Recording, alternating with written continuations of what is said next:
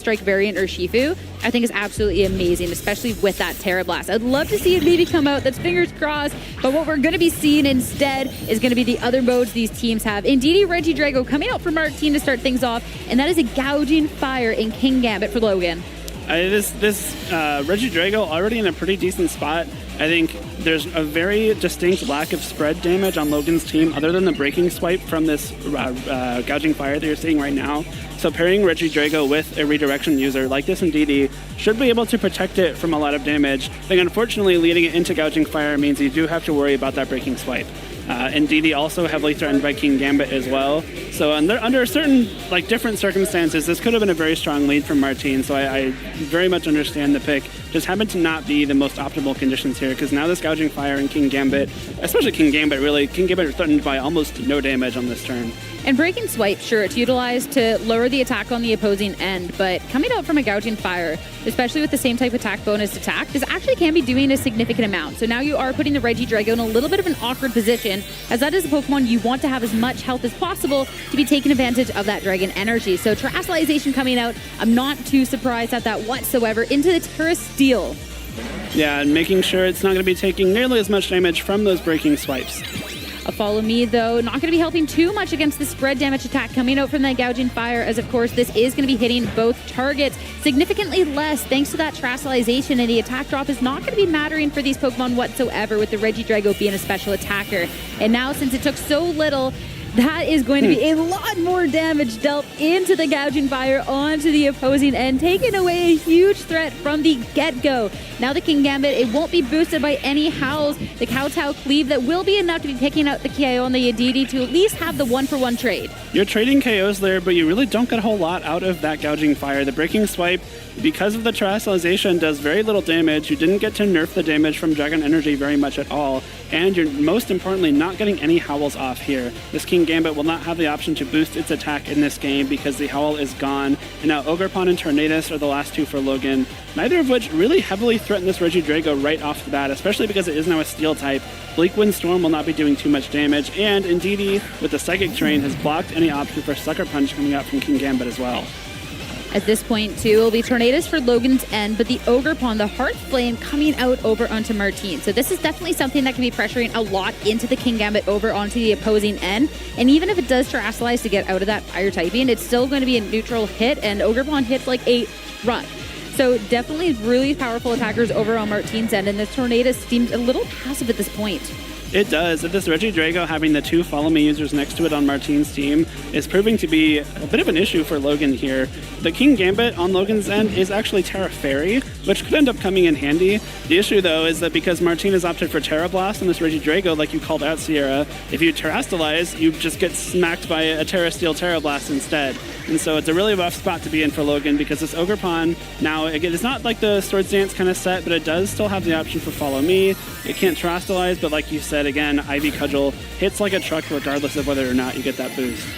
And that will be the Terra Fairy, as you called out, coming out onto the King Gambit at this point. So you're not going to be getting hit by one of the Dragon moves from the Regidrago whatsoever. Nothing actually at this point, as the Protect coming on out, making sure that this Pokemon is going to be safe through this past turn. This does allow the Tornadus to go for the Tailwind on this turn and get that up relatively for free, but this opposing Ogerpon still outspeeding this King Gambit. Thanks to the Terastallization, will take the hit, but the Kowtow Cleave going into a Protect means it's not really going to matter for that King Gambit. It's not going to matter, and that's a great turn for Martine. Knowing that the Ogerpon is still faster than King Gambit in Tailwind is nice, because now King Gambit is not going to be able to attack before Ogerpon. You would probably need something like a Bleak Wind Storm speed drop in order for King Gambit to get an attack off here. And the Regidrago, again, if Martine wants, he can just, Follow Me and protect that Regidrago from any damage. The Terra Blast now is the only thing you have left on that Regidrago to damage a King Gambit, so that's the Terra Fairy coming in handy here. But at the same time, if you just Dragon Energy the Tornadus, it probably gets knocked out anyway, and you save the King Gambit for later on. Psychic Terrain is also still coming in very handy here, because Sucker Punch is just completely off the table. And it will be the Follow Me to make sure a hit attempt going into the opposing end's not going to be doing much, especially too since the Rain Dance coming up from Logan would be mitigating an attempt at an Ivy Cudgel. Kowtow Cleave into the Ogerpon will bring it just below half, but here it is, the Terra Blast, the Terra Steel into that Terra Fairy King Gambit. It was super effective hit. The King Gambit already on its last legs, and now Logan is down to his final 2 Pokemon. Great Terra Blast there. The King Gambit, again, is holding the Assault Vest, so it cannot protect itself. Logan would have had to swap out that King Gambit if he wanted to protect it from getting knocked out this turn. But if you're swapping out as you're going for Tailwind, you're not really taking great advantage of those Tailwind turns, and you also just run the risk of Martine opting for Dragon Energy anyway. Ogerpon coming in here is Logan's last Pokemon, so it's a kind of a double reason for that Rain Dance we saw this turn. We got the nerfed damage from a possible Ivy Cudgel on Martine's end, but more importantly, boosting the Ivy Cudgel damage coming out from Logan's Ogerpon, which now is actually a pretty big threat to Regidrago. The Ivy Cudgel being boosted by Rain means that the Steel-type Regidrago, which no longer resists Ivy Cudgel, has to worry about it. But of course, we still have the Follow Me coming out from Martine's Ogerpon as an option as well.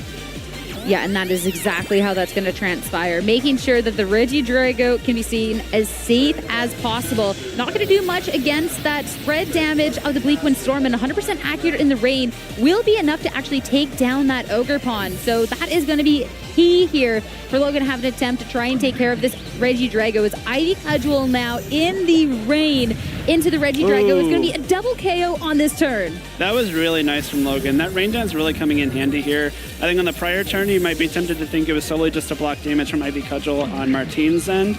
But the Ivy Cudgel coming out from Logan's Water-type Ogerpon means that it is so much more powerful into that Regidrago slot. The Terrestrialization coming in handy earlier on because of that breaking swipe, but actually coming around to hurt Martine in the very end because it now took neutral damage from that Ivy Cudgel, and Gyarados is the last Pokemon remaining for Martine. Not actually can't do damage at all. Ogerpon is the Water Absorb, so there's actually no chance for Martine to do any damage to that Ogerpon for the rest of this game.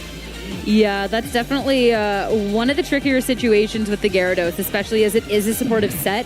Even if there was no Water Absorb over on the opposing end, you just wouldn't be able to outdamage at this point anyway. So that is going to be a conceded battle for Logan to take game number 1.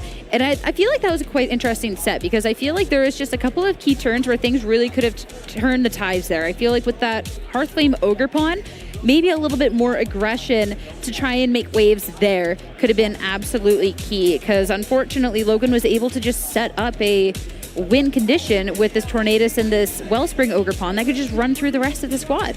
Earlier on, it looked like Martine had a bit of an upper hand there because the Regidrago with the double Follow Me next to it was looking really strong, but Logan did a great job kind of navigating that early game and mitigating the amount of damage that could possibly come out from this Regidrago with that Assault Vest King Gambit, with the Terra Fairy coming out as well, even more dissuading use of that Dragon Energy. And once the redirection Pokemon went down, the Regidrago no longer had any friends left to protect it. I feel like we just saw a case of the wrong supportive Pokemon coming to this set. I feel like the Tornadus would have actually been a lot better poised. Martine's fun fact was liking to adapt these speed controls and playing around with these speed controls, but unfortunately losing out that speed war in this match, as it was only Logan that brought his speed control option. And the Tornadus over on Martine's end having Sunny Day, all of a sudden you can enable your own Ogerpon Hearthflame. You can shut off these accurate Bleak Winds from the opposing end. You can shut down this Ogerpon. So I feel like that could be something a little bit more interesting to see going on in this next match. That's true. The Sunny Day option would be nice, not only to boost the power of those Ivy Cudgels, like you said, but it kind of just messes with some of Logan's game plans. We look at Logan's team. The Landorus benefits from the Sandsear Storm accuracy being 100% in the rain. The Ogerpon obviously benefits from the boosted power to Ivy Cudgel. The Tornadus has 100% accurate Bleak Wind Storms. The King Gambit takes less from Fire-type moves.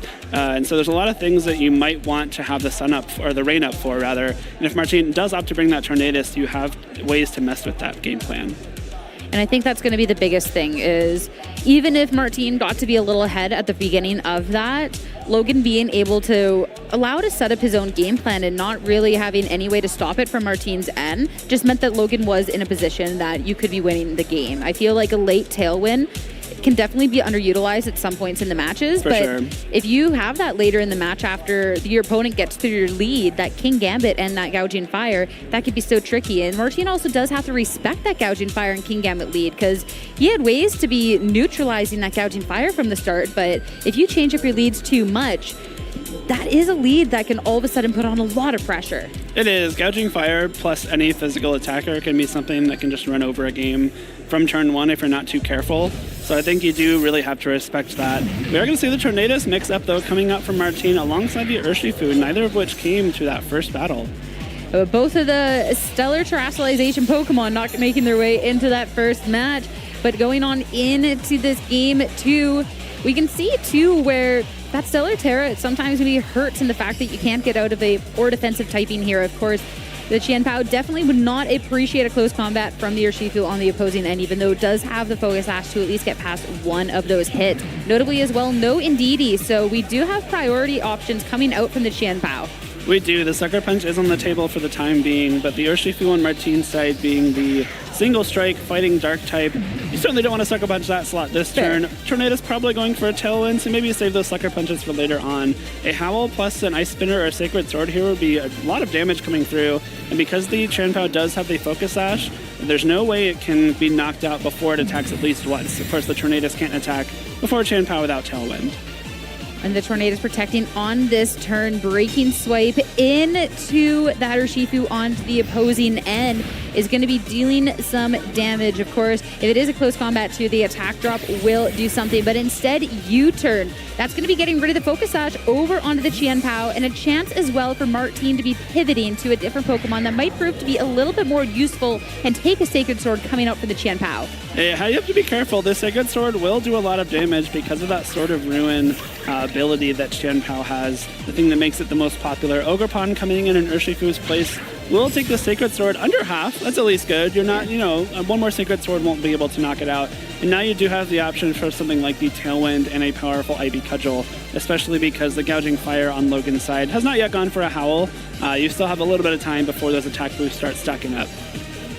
And this is where things will be interesting as well, because if you do have to be spending the turn with the Tornadoes to go for something like that Tailwind, that is something you kind of had the option for last turn, but maybe fearing an Ice Spinner from the Qianpao protecting pass through it. So now if you want to be setting up the Tailwind, that is not going to be enough damage coming out from this Ogerpon to deal with both of these threats out on the board. So it's one Pokemon. You have to be taking that turn. That can definitely put you back a little bit. But we are going to see our first Terastallization of game number 2 here, and that is going to be that Harsh Flame Ogerpon, embody Aspect, and get that attack boost. Yeah, crucial attack boost coming through here from the Ogerpon. You have to imagine it's probably a Tailwind coming out from that Tornadus as well to set up this Ogerpon to do some big damage. Plus 1 attack from Embody Aspect, and of course dropping the Mold Breaker for that attack boost.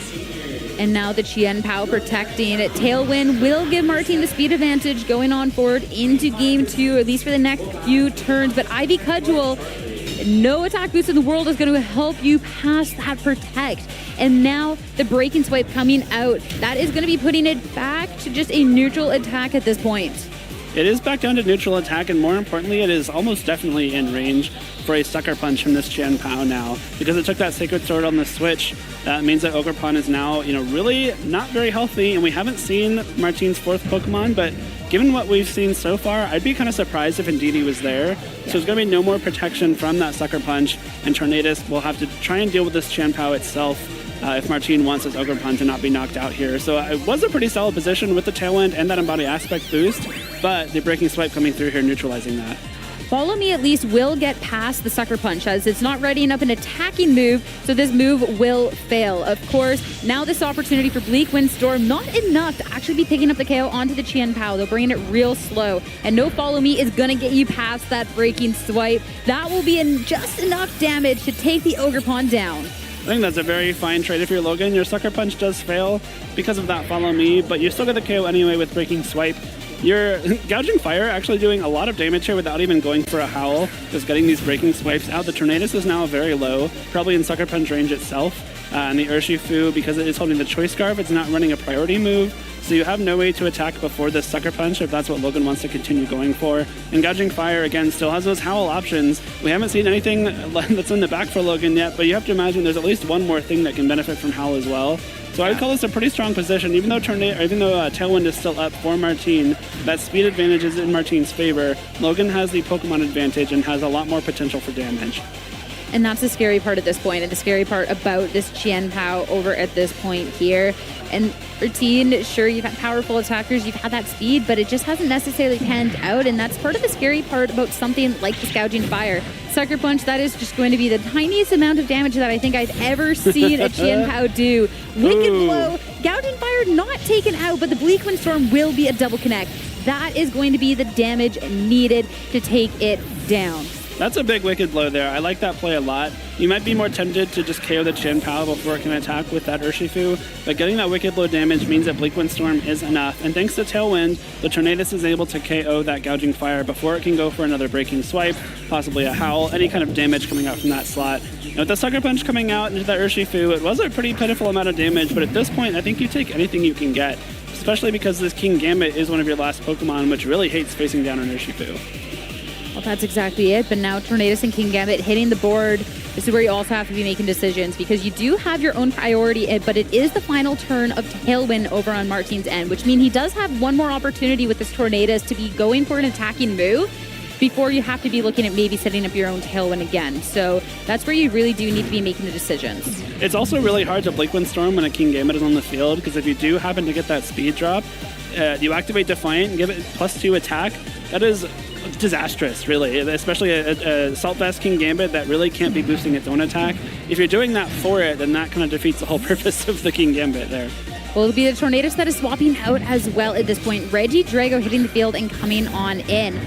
So now there is going to be the potential from that, but the Urshifu not swapping out does mean it is going to be locked into the Wicked Blow for this point on. And with the Terastallization into the Dark type coming out from this Tornadus, it is definitely damage that is not going to be too significant into either of these Pokemon. King Gambit with the Sucker Punch, though, an attempt to be taking care of the Tornadus is gone. And the Wicked Blow now, that Tornadus not even to half. I like that play a lot. The Bleak Wind Storm coming out here means that Urshifu should be knocked out. A great turn for Logan because now that Urshifu is gone, there is not a whole lot left that can damage this King Gambit. Again, Martine's Regidrago does not have Earth Power, which is kind of the more standard coverage move. It is running the Terra Steel Terra Blast. So there's no way for Martine to damage this King Gambit with anything other than resisted attacks. And when you're an Assault Vest King Gambit facing down two special attackers, both of which only have resisted attacks, that is absolutely prime scenario here. This King Gambit's going to be very, very difficult to KO if you're Martine. And that's exactly the thing with the King Gambit that is going to be so tricky, and why we get to see the Assault Vest and just that power that it could be having at this point. And of course, we do have to see from Martine, if you do want to go for an attack, you're not really doing much to the King Gambit at this point. But also, if you don't have the speed on your end, you could be just leaving your attacker out to dry. So that will be the Tailwind to at least set up to start dealing some damage. But met in return, Logan making sure that he's not going to be losing the speed war on this one. Regardless, the Regidrago does go first.